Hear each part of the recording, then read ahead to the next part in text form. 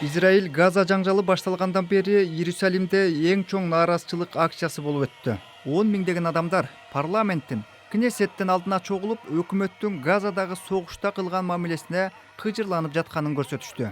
Мында барымтадагылардын тагдырына Израилдин эң жакын союздашы Америка менен өзгөчө Нетаньяхунун жетекчилиги астында мамиленин начарлап баратканына тынчсыздануу күч алууда.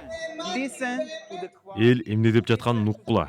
Израиль эмне деп жатканын уккула. Биз болду жетишет деп жатабыз. Бизге иштеген өкмөт керек.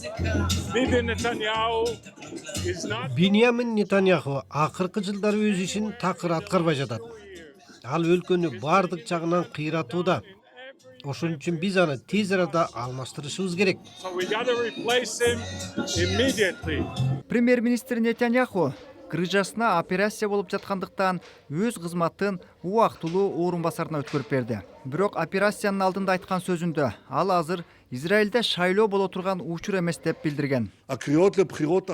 Азыр согуш кызуу жүрүп жатканда, жеңишке аз калганда шайлоо өткөрүү Израилди кеминде 6 айга шал абалына түшүрүп коет. Менин эсебим боюнча 8 айга. Ал барымтадагыларды бошотуу тууралуу сүйлөшүүлөрдү жокко чыгарат.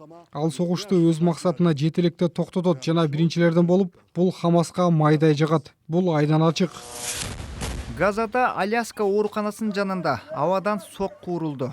Бул аймак ислам жихады тобунун башкаруу борбору катары колдонулган дейт Израиль армиясы.